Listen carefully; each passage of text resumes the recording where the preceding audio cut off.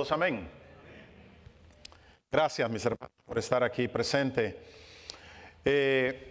Continuamos hablando de este gran milagro que encontramos en este capítulo 9 de Juan. Y mire que algo terrible para mí es de que podríamos pensar de que este gran milagro podría venir de alguna manera a ayudar a que estas personas crean en el Señor Jesús. Y viene a ser un efecto contrario.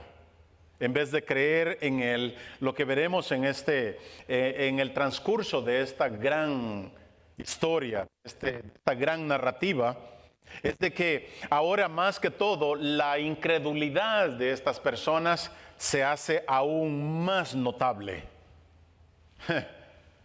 Y lo que seguimos viendo en este Evangelio de Juan es esa lucha que todavía todo ser humano la enfrenta, la lucha entre creer y no creer. Es la lucha por el alma. Ojalá y nosotros comprendiéramos eso. Eso es lo que está en juego. El alma de cualquier de nosotros y de cualquier ser querido. Y eso es lo que vemos en este Evangelio. Mire que algunos llaman el Evangelio de Juan como el Evangelio de la fe o el Evangelio de la creencia. Y ya vimos, ¿verdad?, que el apóstol Juan nos dice que el propósito de sus escritos es para que nosotros creamos en el Señor Jesucristo y para que así seamos salvos. Eso es todo el asunto, el que logremos alcanzar salvación. Ahora, si meditamos eso, podríamos decir esto, que lo que eso indica es de que si la palabra, esta palabra que ha sido revelada, de la cual está hablando también el apóstol Juan, si esa palabra no nos impulsa a nosotros a creer en Dios o a querer ser semejantes a su Hijo, podemos llegar entonces a la conclusión de que esa semilla, esa buena palabra, todavía no ha caído en buena tierra.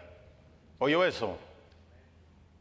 La palabra tiene que impulsarnos a querer ser más como el Señor. Tiene que hacer un cambio.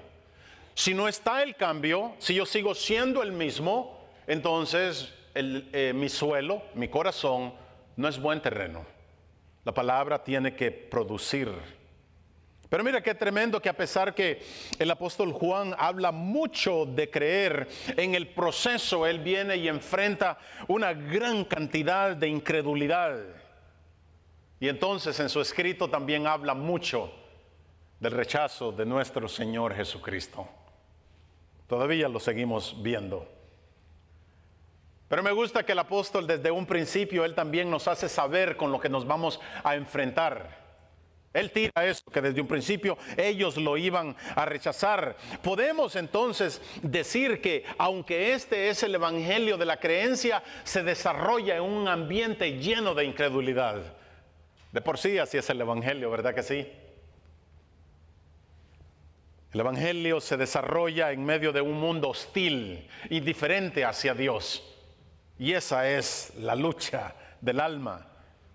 Porque Juan, mire, dice que a pesar que el Señor Jesucristo vino y a pesar que Él viene y hace unos grandes milagros para darse a conocer, Él todo el tiempo enfrentó una constante incredulidad de aquellos que lo escuchaban, de aquellos que lo conocían.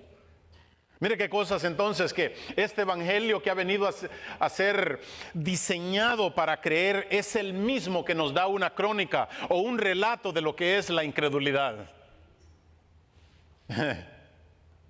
La incredulidad del corazón perdido, porque es ahí donde está, donde reside el no conocer a Dios. Naturalmente es un corazón incrédulo. Y en el Evangelio de Juan, ¿verdad? No sé si le ha puesto atención. Hemos visto desfilar todo tipo de incrédulos.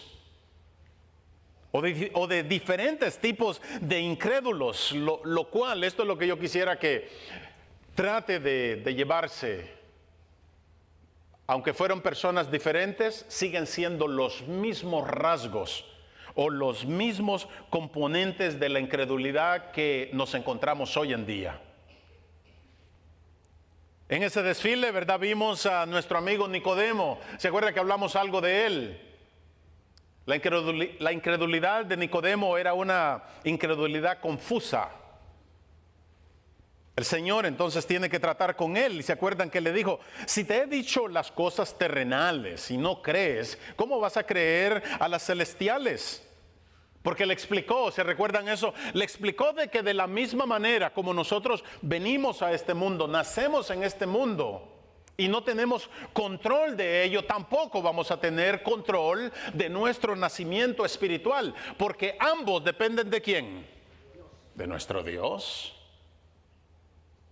La salvación es de nuestro Dios. Él ha tenido misericordia con nosotros, por eso usted está aquí, por eso siente una inquietud por conocer más de este Dios, porque es Él que lo sigue atrayendo. Y le damos gracias a Él por ello, amén. Entonces, vemos que hay diferentes tipos de incredulidad en lo que Juan nos muestra. Entre uno de ellos, mire, está la incredulidad exigente de los nobles de Caná. Lo vemos ahí en el Evangelio de Juan. El Señor Jesús le dijo: si no ven las señales y prodigios, no pueden creer. ¿Se ha encontrado con ese tipo de personas? Así ocurría con ellos. Luego está la incredulidad hipócrita y egocéntrica de los líderes de Israel, a quienes continuamente, ojalá y logre escuchar la angustia del corazón del Señor cuando Él les decía: les digo la verdad, y no quieren creer. Constantemente Él no cambiaba su mensaje, no había necesidad, pero no lo creían creer. Y mire qué tremendo que la condición de estas personas es en verdad bastante seria. ¿Por qué? Porque solo creyeron a las mentiras de su padre, que era el diablo, y no pudieron creer las verdades de aquel que él mismo era la verdad. Eso pareciera algo liviano, pero eso es algo que todavía estamos experimentando. En el mundo lo estamos viendo. Se está volviendo realidad, ¿verdad? Lo que la palabra dice, que a lo bueno le iban a llamar ¿qué? Malo. Y ahora lo malo se ha vuelto lo normal. ¿Verdad? Parece como que las personas han caído en una ceguera, andan como hipnotizados, y todo lo que creen es la mentira. Mire que también en ellos vimos manifestarse, en estas personas, lo que es la incredulidad cegadora, porque vieron milagros. Mire qué cosa, que incluso hasta se beneficiaron de ellos, y ni aún así creyeron. Así que podríamos decir esto también. Cuando alguna persona se nos acerca y nos dice de que ella o él creyeran solo si el Señor hiciera esto o aquello, es simplemente que no quiere creer. Eso es lo que pasa. Porque pruebas hay demasiadas. Mire, y tan fuerte es este asunto de la incredulidad, que también aparece un tipo de incredulidad que no hay otra cosa que decir que es inexplicable. Porque aún sus propios hermanos, los de su misma casa, no creyeron. Seguro que María, José les contaban las historias a estos muchachos cuando estaban niños, lo que había ocurrido con Jesús. Y ni aún así. Es así de fuerte el problema con el que estamos tratando. Tenía razón un teólogo que dice que si alguien quiere preparar una tesis sobre esto de la incredulidad, no necesita ir a otro lugar. Aquí en Juan va a encontrar suficiente información para crear su tesis. Pero en este capítulo 9 en particular encontramos lo que es el carácter de la incredulidad. Incredulidad obstinada, ¿por qué no? La incredulidad testaruda, como nos decían los abuelos. ¡Qué testarudo eres! Bueno, yo pensaba que ese era mi apellido. Yo quiero que vaya por favor a Juan capítulo 9, leamos del versículo 13 al 24 para que comencemos a ver esto de las marcas de la incredulidad. ¿Está listo? Dice, llevaron ante los fariseos al que antes había ciego, y era día de reposo, el día en que Jesús hizo el barro y le abrió los ojos. Entonces los fariseos volvieron también a preguntarle cómo había recibido la vista. Y él les dijo, me puso barro o lodo sobre los ojos y me lavé y veo. Por eso algunos de los fariseos decían, este hombre no viene de Dios, refiriéndose a Jesús, porque no guarda el día de reposo. Pero otros decían, ¿cómo puede un hombre pecador hacer tales señales? Y había división entre ellos. 17. Entonces dijeron otra vez al ciego, ¿qué dices tú de él? Ya que te abrió los ojos. Él dijo, es un profeta. Entonces los judíos no le creyeron que había sido ciego y que había recibido la vista, hasta que llamaron a los padres del que había recibido la vista y le preguntaron diciendo, ¿es este vuestro hijo, el que vosotros decís que nació ciego? ¿Cómo es que ahora ve? Sus padres entonces le respondieron y dijeron, sabemos que este es nuestro hijo y que nació ciego, pero ¿cómo es que ahora ve? No lo sabemos. Le digo algo, sí lo sabían. Le adelanto que son unos miedosos. ¿O quién le abrió los ojos? Nosotros no lo sabemos. Preguntadle a él, edad tiene, él hablará por sí mismo. Versículo 22. Sus padres dijeron esto porque, ahí está, tenían miedo a los judíos. Porque los judíos ya habían puesto de acuerdo en que si alguno confesaba que Jesús era el Cristo, fuera expulsado de la sinagoga. Por segunda vez llamaron al hombre que había sido ciego y le dijeron, da gloria a Dios. Nosotros sabemos que este hombre es un pecador. Bueno, hasta este momento, obviamente, ¿verdad? El gran milagro ya ha sucedido. ¿Qué es lo que nos encontramos? Que los fariseos están tratando de descifrar qué fue lo que pasó. Están tratando de explicar lo que ha sido esta tremenda demostración de poder. ¿Sabe que una de las cosas desafiantes de las Escrituras es que cuando las estudiamos, si solo nos concentramos en la historia, muchas veces no nos enfocamos o no tratamos de encontrar lo que en verdad es la revelación que el Espíritu Santo nos quiere dar. Y muchas veces, ¿verdad? El punto principal de lo que Dios nos quiere revelar no está en la superficie, pero está ahí. Y cometemos ese gran error, lo he dicho en otras ocasiones, de que como estamos tan familiarizados con una historia, pensamos que ya captamos todo lo que necesitamos. Y eso mismo se vuelve un impedimento para recibir lo que Dios en verdad nos quiere revelar o para que podamos ver la revelación divina que hay ahí. Por eso nos encanta predicar de esta manera, porque eso es lo que transforma nuestras vidas. Obviamente, ¿verdad? Esta es una narrativa, es algo que pasó, es un milagro lo que se está explicando. No hay necesidad de explicar mucho en lo que hay ahí, pero hay unos puntos que son tan importantes, porque ahí podemos ver este asunto de lo fuerte que es la incredulidad en las personas. Pero algo que también veremos en esta narrativa es la separación de lo que viene a causar la verdad de Cristo. Y ya desde aquí entonces empezamos a ver un contraste de lo que es el judaísmo apóstata que existía en ese tiempo y lo que ahora está floreciendo, que es el cristianismo.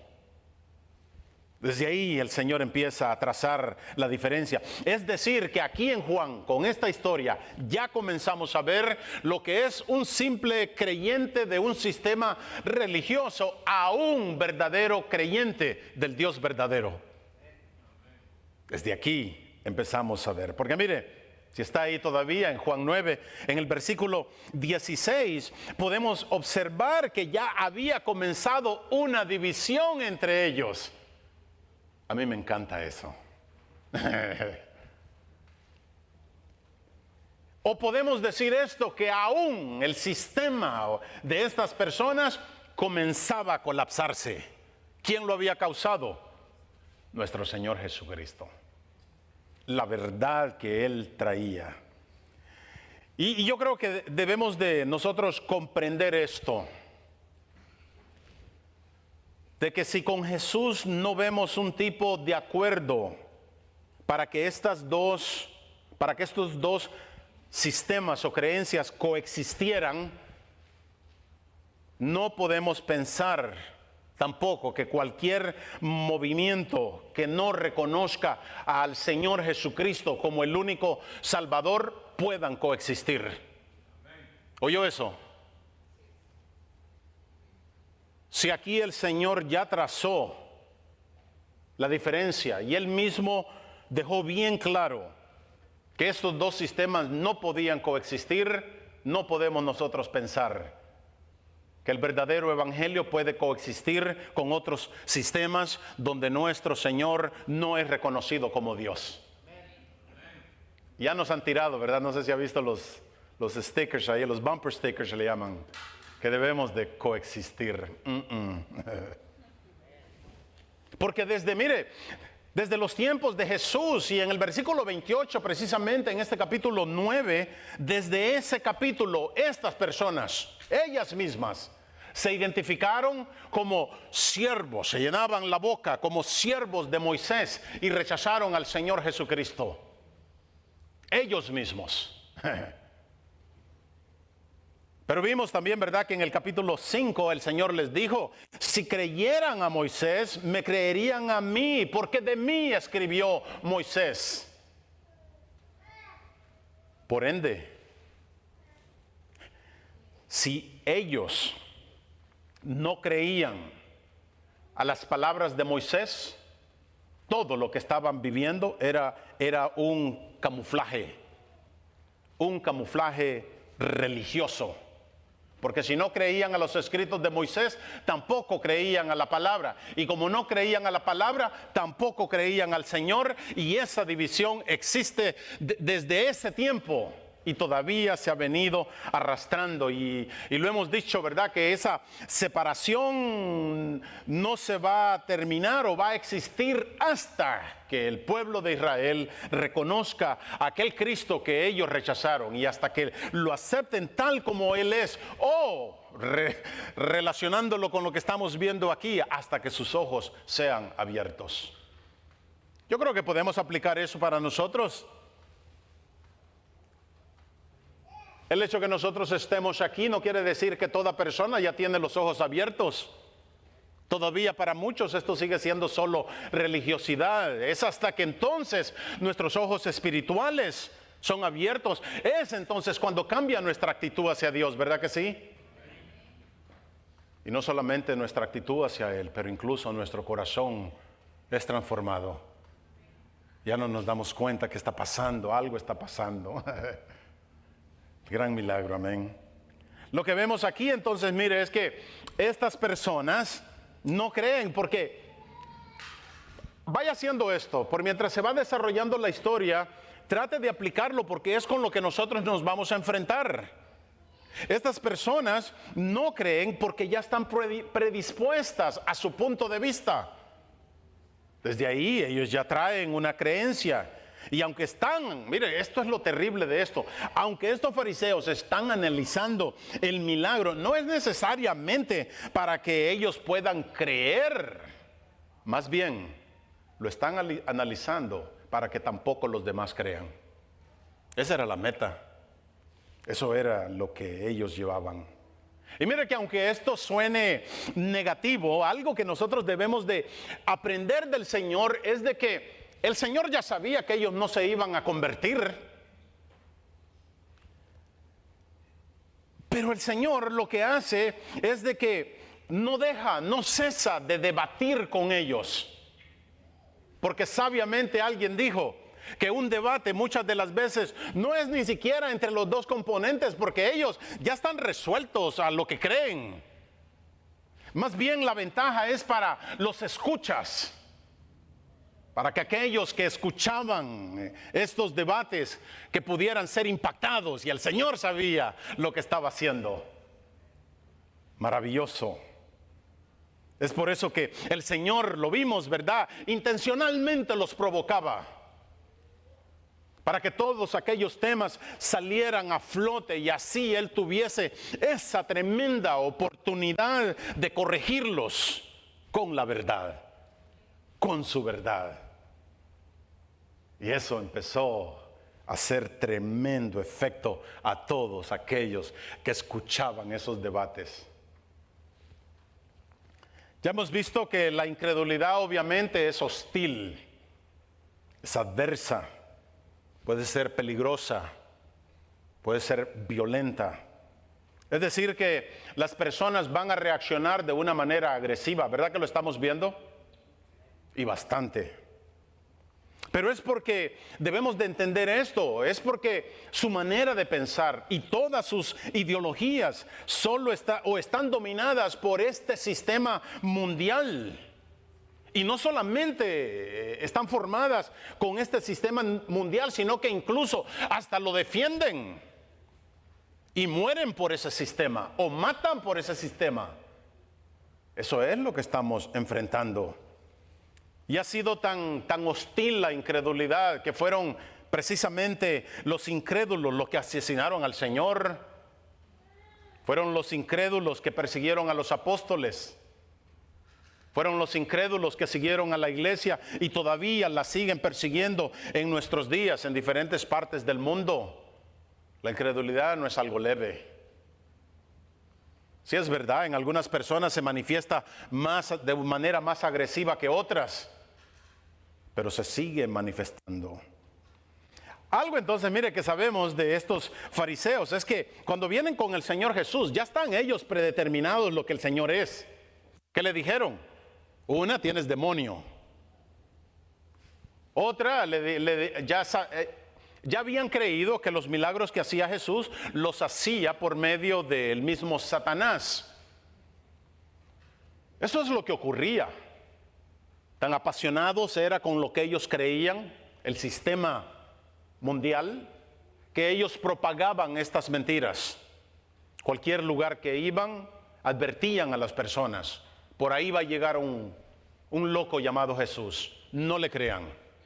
Lo mismo lo estamos viendo en nuestros días, ¿verdad que sí? Hay mentiras que todavía se siguen propagando. Una de las más comunes es de que, hey, ¿para qué vas a creer a la Biblia si está llena de errores? La otra es de que la Biblia es de inspiración humana, es de hombres. O también una de las que siempre han estado ahí es que es todo de Dios, la idea de Dios es simplemente un producto de la imaginación, etcétera, etcétera, etcétera. Pero eso vienen a ser los impedimentos para que las personas crean. Ve al versículo 13. Dice que las personas entonces trajeron al ciego ante los fariseos. Eso pudo ser por esto. Bueno, ellos son los líderes religiosos, los que supuestamente conocían las escrituras. Ellos pensaban que eran los únicos que podían explicar lo que había sucedido, porque este milagro, mis hermanos, era impresionante, no, era inconcebible, porque jamás había ocurrido algo como esto. Grábese eso. Nadie. Y este ciego lo dice, o el ex ciego lo dice, vea el versículo 32 de ahí de Juan 9. Él dice, desde el principio, hablando del Antiguo Testamento, desde el principio no se ha oído decir que alguno abriese los ojos a uno que nació ciego. También es posible que lo trajeron porque ya habían oído de los fariseos que Jesús venía sanando con un poder satánico y ellos entonces se sentían confusos. Porque ¿cómo es posible que alguien que no es Dios pueda hacer algo que jamás se ha visto? Y aunque la gente, ¿verdad?, los fariseos los doctrinaban, los hechos no negaban lo que estaba ocurriendo. Y aparte, miren, el versículo 22 vemos que los fariseos ya también habían aprobado una ley que si alguien confesaba que Jesús era el Mesías, que fuera expulsado de la sinagoga. Ellos tenían todo el control. Y eso pues, ¿qué era lo que había causado? Había causado miedo y preocupación en las personas y no sabían qué decidir. Porque si decidían lo que era obvio, se metían en problemas y no querían ser expulsados. Por otro lado, es posible que como Jesús vino e hizo esto en un sábado, en el día de reposo, los líderes lo tenían que saber. Porque decían que nadie podía sanar en el día de reposo. Claro. Están hablando de una curación o una sanidad medicinal, porque nadie tenía el poder sanador, solo el Señor Jesucristo. A eso es lo que se están refiriendo. Pero mira que es interesante, porque algunos dicen de que si por ejemplo alguien en el día de reposo estaba muriéndose, que entonces ahí dice que sí, alguien podía ayudarlo, no necesariamente para curarlo, sino solamente para que no se muriera. El Señor Jesús entonces con este milagro había quebrantado no solamente el día por haber sanado, sino que, oh Lord, había hecho incluso hasta lodo. Y eso entonces lo calificaba como un hijo del diablo, según ellos. Aunque sabemos, ¿verdad? Eso me gusta del Señor. Aunque sabemos que el Señor hizo lo que Él quiso, aún en el día de reposo. Y lo vemos allá en Marcos 2:28, cuando Él dijo, yo soy el Señor del día de reposo. Y allá en Juan, cuando sanó a aquel hombre en el estanque, ¿se acuerda aquella frase tan linda, tan poderosa, tan llena de divinidad? Él dice, mi Padre trabaja hasta ahora, como diciendo, aún en el día de reposo. Y si Él no descansa en el día de reposo, tampoco yo descanso en el día de reposo. Pero en Marcos 2:27, Él les trata de decir que el día de reposo se había hecho por causa del hombre y no el hombre para el día de reposo. ¿Qué era lo que estaba diciendo el Señor? Que el día de reposo debería de ser un día de alegría, un día de descanso. A propósito, ¿no siente usted ese descanso cuando viene a la casa del Señor? ¿Verdad que es como que si se hiciese una pausa a todo? Y venimos ante el Señor. Eso era lo que el Señor estaba diciendo. El día de reposo era para meditar en las grandes bendiciones del Señor, para darle gracias a Dios. Pero estas personas habían hecho del día de reposo el día más temible de la semana. ¡Qué tristeza! La cosa es que en el versículo 15, cuando traen al que era ciego, los fariseos pues le vuelven a preguntar cómo era que había recibido la vista. Qué lindo cuando hablamos con la verdad, ¿verdad que sí? No tenemos que cambiar la historia, solo cuenta lo que pasó. El mentiroso tiene que acordarse, ¿verdad?, qué fue lo que dijo, para que concuerde su historia. Pero él dice, me puso barro sobre los ojos, me lavé y veo. Pero ellos lo están interrogando porque no aceptaron el testimonio de aquellas personas que lo conocían. Pero más que todo, ¿sabe por qué es? Porque ellos están pregunta y pregunta.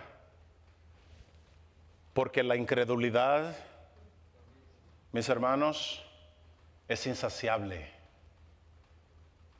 Y la persona incrédula siempre estará pidiendo por más señales, por más confirmaciones. Necesito saber que Dios está tratando conmigo o que me hable. Necesito ver una señal. Hay incredulidad en el corazón. Qué lindo, ¿verdad? Cuando nosotros sabemos que pertenecemos al Señor y no necesitamos más señales para comprender eso y para creerlo, porque Él ya trató con nuestro corazón a través de su Espíritu Santo. En el versículo 16, mire qué triste. En vez de ellos creer en Jesús, dicen, este hombre no viene de Dios, porque no guarda el día de reposo. Ahora miren lo que es la incredulidad patológica o enferma de ellos. Supuestamente están aquí investigando un caso, pero ellos llegaron a una conclusión antes de investigarlo. Y si lo ve, ni siquiera quieren pronunciar el nombre del Señor Jesús. Este hombre, no se atreven. Y llegaron a la conclusión de que Jesucristo no era de Dios porque simplemente no estaba guardando las ridículas restricciones que ellos habían puesto sobre el día de reposo. Y esta era la lógica. Así era como ellos pensaban. Todo hombre de Dios guarda el día de reposo. Por ende, Jesús no puede ser de Dios, porque Él quebrantó el día de ¿qué? De reposo. Hello, eso era lo que usaban. Esa era la lógica de ellos. No puede ser de Dios. Y es ahí, mire, donde se manifiesta la incredulidad enferma del ser humano, que antes de llegar al razonamiento y antes de analizar la verdad, antes de investigarla, ellos ya llegan a su determinación de lo que hay en su corazón. Eso todavía lo estamos viendo. Pero a mí me encanta que a pesar de su lógica, a pesar del veredicto al que ellos habían llegado, me encanta que hay un grupo dentro de ellos mismos que no se dejan persuadir por sus palabras o por su lógica. Y ellos entonces llegan a su propia conclusión. Vea el versículo 16, ahí mismo ellos lo dicen. ¿Cómo puede un hombre pecador hacer tales señales? Es decir, que la conclusión de ellos era de que solo Dios podía hacer un milagro de esta magnitud. Pero eso para mí es lo maravilloso, que ahora hay una división, porque no todos están de acuerdo en el juicio que habían dictado contra el Señor Jesús. Y la lógica entonces de este grupo es de que si solo Dios puede hacer cosas grandiosas, entonces este hombre tiene que ser de Dios, porque Él ha hecho un milagro que nunca lo hemos visto. Le digo algo, aunque muchas veces no nos guste, una realidad es de que el Señor, lo que a Él ha venido a causar siempre ha sido división. Él lo dijo, estaba causando división. Ahí lo vemos. Si regresamos al capítulo 7, allá también, el Señor hace el mismo efecto. Y ya entre ellos, entre la propia gente, algunos decían, tiene que ser el profeta. Y otros decían, no, él tiene que ser el Cristo.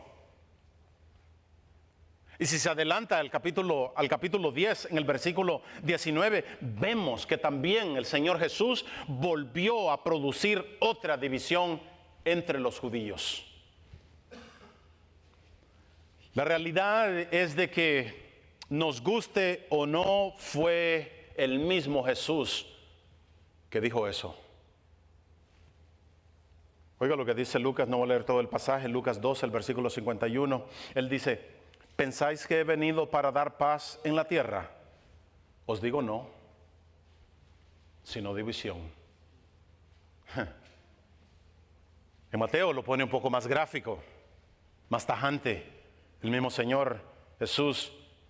Y Él dice, no he venido a traer paz, sino espada.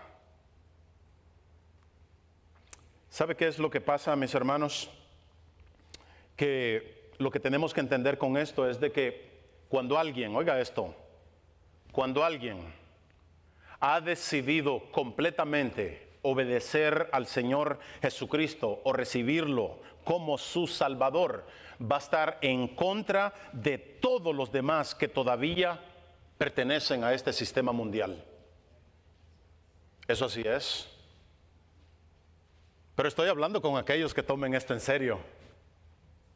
Los que lo tomen a media, no va a sentir ninguna diferencia. Pero cuando le sirve al Señor de esa manera, créame que va a haber división. Y el asunto es de que la situación algunas veces se va a poner bien intensa, porque Pablo fue bien claro cuando él dijo que tenemos una guerra espiritual. Y esa guerra espiritual no comenzó hace poco, esa comenzó desde allá en Génesis 3. Pondré enemistad entre su simiente y la simiente de la mujer. Eso así es. Después voy a seguir hablando más acerca de esto, de la incredulidad, porque es tan importante que nosotros entendamos cómo ella opera, por el hecho de que usted y yo, el Señor nos ha comisionado a predicar este evangelio a un mundo, oiga esto, que no solamente fue hostil en los tiempos del Señor o de los apóstoles, sino que sigue siendo hostil en los tiempos de nosotros. Sí, es verdad, la cultura puede cambiar algunas cositas, o la forma como se hacen, ¿verdad? Las cosas puede cambiar, pero nunca se nos puede olvidar que por dentro seguimos siendo lo mismo. La misma persona. Porque mire qué terrible es esto. Que en los tiempos pasados, sin tener acceso a tanta perversión como la tenemos hoy, sin tener esa facilidad a la perversión como en el día de hoy, encontramos en los primeros capítulos de la historia o de la palabra que el Señor vio que la maldad de los hombres era mucha en la tierra, no era en ciertas áreas, y que todo designio de los pensamientos del corazón de ellos era de continuo solamente el mal. Me gusta hacer énfasis en eso. No era de continuo hacia el mal, sino de continuo el mal ahí en ellos. Ese es el mundo en el que vivimos. Dios entonces, el Padre, envía a su Hijo para ver si por lo menos las personas le iban a creer, y Él viene haciendo tremendas maravillas, y la palabra del Señor me dice que lo odiaron. Lo odiaron, esa es la palabra. Por el hecho de que el Señor testificó de que sus acciones eran ¿qué? Malas. Malas. Claro, si no le decimos eso a nadie, todo va a estar bien, dice un canto. Pero es importante, mis hermanos, recordar que las personas siguen siendo iguales. Y que de la única manera como se pueden salvar es a través de este mensaje del Evangelio. Es de la única manera que se pueden librar de la condenación del pecado y de sus efectos o de sus consecuencias. Pero es importante recordar que automáticamente lo van a rechazar, porque sus mentes han sido programadas solo para creer al Dios de este mundo. Esa es una realidad. Pero es bueno saberlo. ¿Cuál es la orden entonces para nosotros? De que sigamos predicando este evangelio y orar por ellos. Porque aun cuando muchos lo van a rechazar, la palabra del Señor me dice que hay algunos que van a creer. Y a eso nosotros hemos sido llamados. Amén. Oramos.